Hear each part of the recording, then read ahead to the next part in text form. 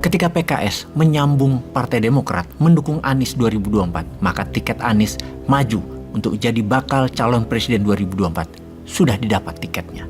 Pasti membuat dua kelompok lainnya jadi tambah panik. Kelompok itu adalah kelompok Istana dan PDIP yang masing-masing punya rencana sendiri di tahun 2024. Kita tahu KIB yang isinya Golkar, PAN, dan P3 yang didukung Istana punya jagoan yang namanya Pak Ganjar. Sementara PDIP bisa mencalonkan sendiri, belum pede menampilkan calonnya jauh-jauh hari dari sekarang. Gerindra di sisi lain sangat pede. Dia posisinya di tengah Istana dan PDIP. Bisa ke PDIP, bisa ke KIB. Gerindra sejauh ini belum juga menyatakan positioningnya.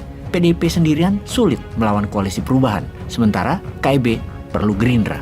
Sebenarnya selama ini mereka semua ada dalam pemerintahan. Namun di tahun 2024 agaknya masing-masing main dengan strategi yang lain.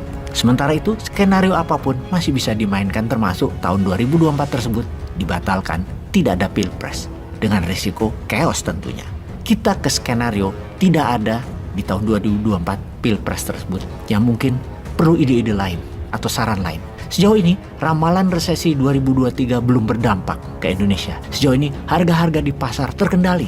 Sejauh ini, daya beli masyarakat masih kuat. Sejauh ini, tidak ada pemutusan kerja. Sejauh ini, tidak ada kelangkaan barang kebutuhan utama, termasuk BBM. Akankah hembusan isu resesi 2023 adalah strategi agar dianggap negara tidak aman, negara tidak punya dana, sehingga ada baiknya pemilu dan pilpres geser ke tahun 2027? Rencana perpanjangan jabatan bukan skenario ujuk-ujuk, tetapi rencana jangka panjang yang sudah didesain lama. Ketika pandemi 2020 terjadi, diambil peluang dengan membangun narasi sebagai negara dalam keadaan darurat. Darurat ekonomi, darurat kesehatan. Kemudian distrategikan skenario darurat tersebut sehingga jadilah bahan penggalangan opini, yang mana 70.000 kepala desa sudah mulai digiring waktu itu opininya untuk mendukung perpanjangan masa kerja. Ternyata tidak panjang masa pandeminya. Di tahun 2021 pertengahan sudah mereda. Lalu dicoba membangun lagi opini bahwa tahun 2023 nanti akan ada resesi, akan ada deflasi. Kampanyenya kencang di mana-mana. Bosman berkomentar sesuatu yang belum terjadi dikampanyekan besar-besaran. Biasanya tidak terjadi atau sudah bisa diantisipasi. Dan agaknya ke arah sana memang, yaitu sejauh ini belum ada tampak resesi akan ada atau akan berdampak. Maka apa skenario berikutnya demi masih menjabat ke depannya? Kalau aman-aman saja tahun 2023, ya apa boleh buat. Di tahun 2024 harus ada pilpres. Namun yang jadi presiden harus orang gue, itu skenario sekarang agaknya. Itu yang terasa sekali sekarang ini. Salah satu strategi agar abadi menjabat atau orangnya Istana yang menjabat seterusnya, ada batu sandungan. Batu sandungan terkuat adalah Anies. Anies merupakan lawan berat yang harus tidak boleh jadi. Harus digembosin, harus jadi musuh bersama. Rasanya kalau langkah penggembosan itu terus-menerus dilakukan, pasti langkah Anies berikutnya adalah gak jadi nomor 1 rapopo, kejar nomor 2, gitu ya. Tapi kita harus tolong pejabat yang ingin menjabat selamanya tersebut, ya. Kira-kira ya kita harus melakukan itu. Dengan menolong tersebut mungkin izin Santara bisa dijalankan lagi. Jadi informasi berikut ini bisa jadi skenario doomsday atau skenario hari kiamat untuk kelanggengan jabatan hingga minimum sampai tahun 2027. Skenario usulan Bosman ini bisa menjadi jabatan tambahan 3 tahun sampai 2027, dan setelah itu bisa tambah 3 periode sampai 2032. Dan ini semua agar persiapan Mas Gibran lancar. Di tahun 2024 bisa jadi gubernur Jawa Tengah, lalu kemudian di tahun 2029 gubernur Jakarta, sehingga ketika Pilpres 2032 Mas Gibran bisa mulus ke istana. Itu skenario cocok dan terbaik dan harus dibantu. Jadi kita bantu membangun narasi hari kiamat doomsday agar Mas Gibran sampai ke istana. Sekali lagi, kalau resesi tidak kena di Indonesia pada tahun 2023, maka kita pakai isu XBB poin 1.5.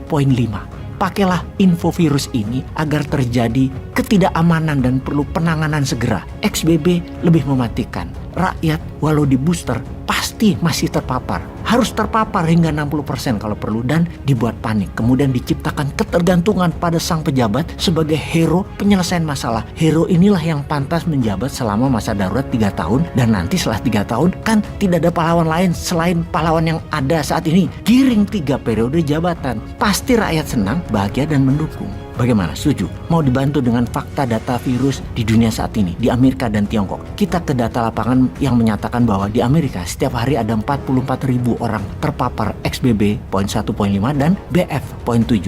Data ini data di Amerika sejak 15 Januari hingga data kemarin tanggal 28 Januari 2023. Sejauh ini ada 5.302 pasien ICU di data dari NBC. Ini bertambah ngeri jika statistik dibandingkan angka keterpaparan di tahun 2020. Tingkat kematiannya adalah 44% meningkatnya. Wilayah yang terkena dampak saat ini di negara bagian Connecticut, Delaware, North Carolina, Texas, New Jersey, dan 5 negara bagian lain. Data ini dibanding peristiwa yang sama di tahun 2020, angkanya meningkat drastis, yaitu rata-rata di setiap negara bagian yang terpapar presentasinya meningkat 28%. Saat ini subvarian XBB sudah terdata di 25 negara di luar Tiongkok. Sementara di Tiongkok, selama 6 bulan ini yang berperang dengan Zero Covid Policy, akhirnya Tiongkok menyerah. Akhirnya dilepas masyarakatnya. Mungkin agar terjadi herd imunitas karena vaksin terbukti tidak efektif. Hingga keterpaparan saat ini di semua kota besar Tiongkok adalah 90% manusia terpapar dengan jumlah meninggal mendekati angka 160.000 orang setiap bulannya karena efek XBB ini.